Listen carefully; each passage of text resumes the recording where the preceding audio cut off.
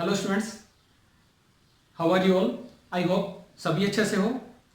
Welcome you on this YouTube channel. I am Vinay Kumar. पिछली बार हमने बहुत सारी थ्योरम्स को स्टडी किया है जो सर्कल से रिलेटेड थी, ठीक है। उसमें एक और पार्ट था जो था कोड, ठीक है। अब आज कुछ नई थ्योरम्स लेके मैं आपके सामने आया हूँ। वो थ्योरम रिलेटेड है सर्कल और टेंजेंट से, ठीक है। अब यहाँ पर कुछ टर्म्स हैं जो थ्योरम से पहले मैं आपको बता दूं, जिससे कि थ्योरम्स को समझना थोड़ा सा इजी हो जाए, ठीक है।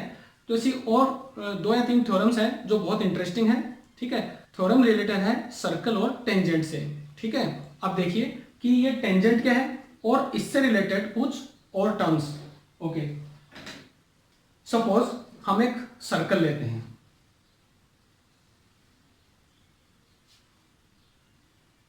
ये सर्कल है।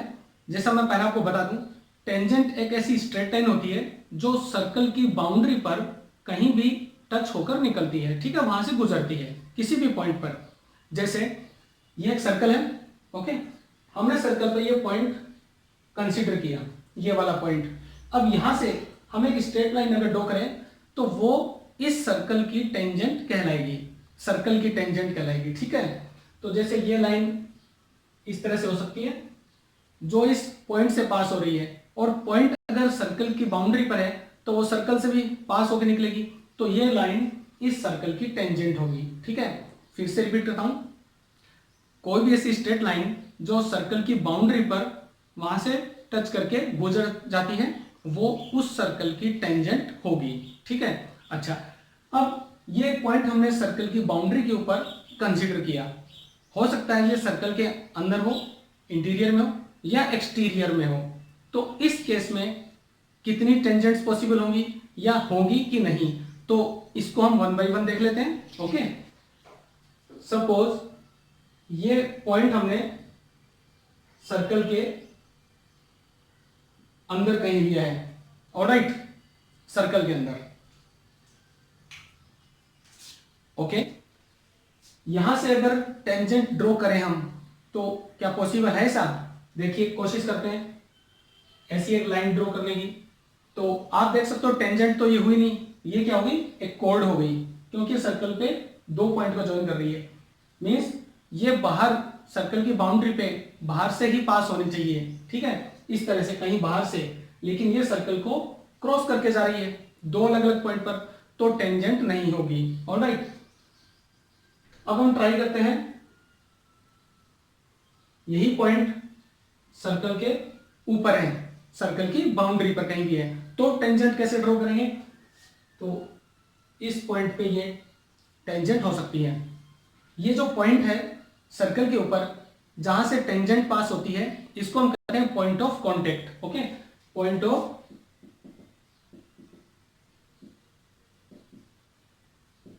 कांटेक्ट, क्योंकि जो टेंजेंट होती है वो इसी पॉइंट पे सर्कल से कांटेक्ट कर रही है, ठीक है। तो यहां पर सिर्फ एक टेंजेंट पॉसिबल होगी अगर पॉइंट सर्कल के ऊपर है, क्योंकि हम दूसरी कोई टेंजेंट हम ड्रॉ नहीं कर सकते इस कंडीशन में, ठीक है। तो एक ही टेंजेंट पॉसिबल होगी। अब अगर ये पॉइंट कहीं बाहर हो, एक्सटीरियर में हो, जो सर्कल से थोड़ा दूर हो, तो कितनी टेंजेंट होगी? देखिए,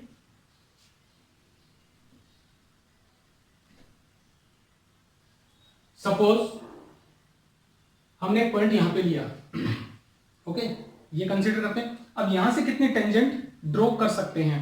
देखिए, एक टेंजेंट यहां पे होगी और एक इस तरह से होगी, 2 टेंजेंट हम ड्रॉ कर सकते हैं इजीली।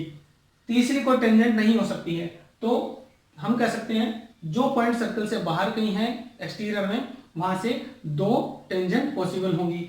फिर से पॉइंट ऑफ कांटेक्ट क्या होंगे, ठीक है। ये पॉइंट ऑफ कांटेक्ट आपको ध्यान में रखना है, ये पॉइंट और ये पॉइंट, ये दोनों, क्योंकि ये स्ट्रेट लाइन जो टेंजेंट है ये सर्कल पर यहां कांटेक्ट कर रही है और यहां भी कांटेक्ट कर रही है, तो 2 पॉइंट ऑफ कांटेक्ट हो गए।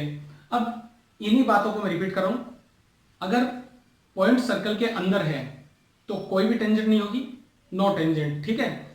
अगर वही पॉइंट सर्कल की बाउंड्री पर है, कहीं पर भी बाउंड्री पर, तो एक टेंजेंट पॉसिबल होगी, और वही पॉइंट सर्कल के बाहर है, कहीं थोड़ा सा दूर है कहीं भी, तो 2 टेंजेंट पॉसिबल होगी। ऑलराइट, अब इन्हीं चीजों को ध्यान रखते हुए थ्योरम को स्टडी करेंगे। ठीक है, चलिए फिर देखते हैं थ्योरम क्या है। ये डायग्राम है इस थ्योरम से रिलेटेड। ठीक है, इसको मैं बाद में एक्सप्लेन करता हूं, पहले देखते हैं थ्योरम क्या कहती है। देखिए, tangents drawn from a point outside the circle are equal in length. ये थ्योरम ये कहती है कि tangent drawn from the point outside the circle, means circle के आउटसाइड कोई पॉइंट है, जैसे सर्कल है, इसके बाहर कोई पॉइंट पी है और ये टेंजेंट मैंने ड्रॉ की है, तो these tangents are equal in length. ठीक है, आर इक्वल इन लेंथ। तो कौन सी टेंजेंट हुई? पी बी और पी ए, दो टेंजेंट हो गई, पी ए और पी बी। ठीक है, ये दोनों की लेंथ इक्वल होगी। तो हमें क्या प्रूव करना है? P A equal to P B. फिर से पॉइंट ऑफ कॉन्टेक्ट क्या होंगे? देखिए, ए एंड बी ये दोनों पॉइंट ऑफ कॉन्टेक्ट होंगे। ठीक है, और ओ ए रेडियस होगी, ओ बी रेडियस होगी, दोनों रेडियस होंगी और दोनों इक्वल होंगी। ठीक है, अब इन प्रॉपर्टी को हम यूज करेंगे। तो चलिए स्टार्ट करते हैं। हम ट्राइंगल को शेड कर देते हैं, इजी रहेगा। ठीक है, तो एक तो ये ट्राइंगल हम कंसीडर करेंगे और एक ये ट्राइंगल कंसीडर करेंगे, है ना। ठीक है, तो in triangle O A P and triangle O B P, in दोनों ट्राइंगल में अब हम क्या देखते हैं कि दो राइट एंगल मैंने यहां बनाए हैं। एक्चुअली ये प्रॉपर्टी होती है, क्या प्रॉपर्टी है? रेडियस जो होती है टेंजेंट पर परपेंडिकुलर होती है। ठीक है, तो ये टेंजेंट है पी ए, ये पॉइंट ऑफ कांटेक्ट है। अगर हम इसको सेंटर से मिला दें तो ये इसके परपेंडिकुलर होगी, मींस 90 डिग्री का एंगल बनेगा। इसी तरह से ये पी बी टेंजेंट है, बी क्या है? पॉइंट ऑफ कांटेक्ट, और इसको अगर ओ से ज्वाइन करें तो रेडियस होगी और ये रेडियस इस टेंजेंट पर परपेंडिकुलर होगी। तो ये एक प्रॉपर्टी है, इसको हम इस तरह से स्टेट करते हैं कि the radius is perpendicular to the tangent at the point of contact. ये एक प्रॉपर्टी है। ठीक है, तो ये हमने यहाँ पे ऑलरेडी यूज कर ली है।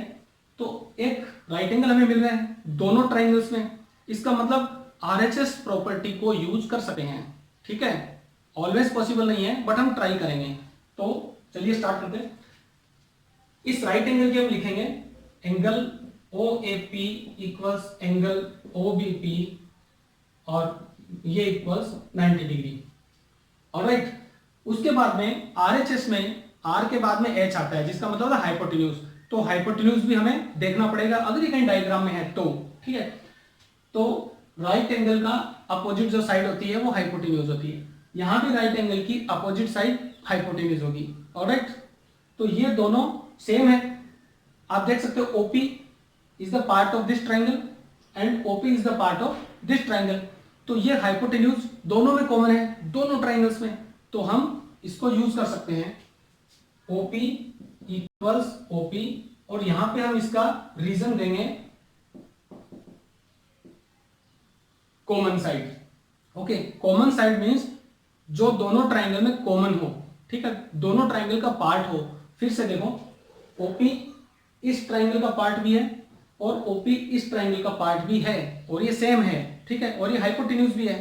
तो हमने कहा ओपी इक्वल्स ओपी। फिर एक साइड इक्वल होनी चाहिए आरएचएस प्रॉपर्टी में। तो साइड कौन सी होगी? O A and O B both are equal, दोनों। कैसे? ओ ए जो है वो इस ट्राइंगल का पार्ट है और ओ बी इस ट्राइंगल का पार्ट है और दोनों रेडियस हैं, तो रेडियस तो इक्वल होती हैं। ऑलराइट, तो हम लिखेंगे ओ ए इक्वल्स ओ बी रेडियन। ठीक है, दोनों रेडियस है। अब हमारे पास इतना डेटा है कि हम थ्योरम यूज कर सकते हैं। तो ये हुआ आर एच एस। ठीक है, आर एच एस। तो हम क्या लिखेंगे? Using RHS property triangle OAP is congruent to triangle OBP। ठीक है स्टूडेंट्स, अब हमने दोनों ट्राइंगल को कॉन्ग्रुएंट प्रूव कर दिया है RHS प्रॉपर्टी यूज करके। तो हम ये स्टेटमेंट लिखते हैं triangle OAP is congruent to triangle OBP। मैं आपको फिर से याद दिला दूं, ये कॉन्ग्रुएंसी का सिंबल होता है। ठीक है, फिर इसके बाद में हम CPCT यूज करेंगे। By CPCT. सिंपल, आपको वो लिख देना है जो आप प्रूव करना चाहते हैं, ठीक है। तो सीपीसीटी में क्या होगा कि देखिए फिर से, ये साइड और ये साइड दोनों इक्वल थी, ओ ए और ओ बी इक्वल, ओपी भी दोनों में कॉमन थी, तो ये भी इक्वल होगी दोनों में। अब अगर ट्राइंगल कॉन्ग्रुएंट है तो थर्ड साइड भी ऑटोमेटिकली इक्वल होगी, ठीक है। थर्ड साइड कौन सी होगी, ये और ये। तो हम कह सकते हैं ये जो P A equal to P B, तो इसको हम कैसे लिखेंगे,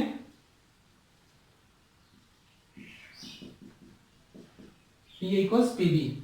अब पी ए क्या है, ठीक है, what is P A, P A is the length of tangent, ठीक है। और इसी तरह से P B length of tangent है। जैसा देख सकते हैं इस पॉइंट से हमने टेंजेंट ड्रॉ की है, ये पॉइंट ऑफ कांटेक्ट है, तो यहां तक की जो लेंथ होती है वो टेंजेंट की लेंथ होती है।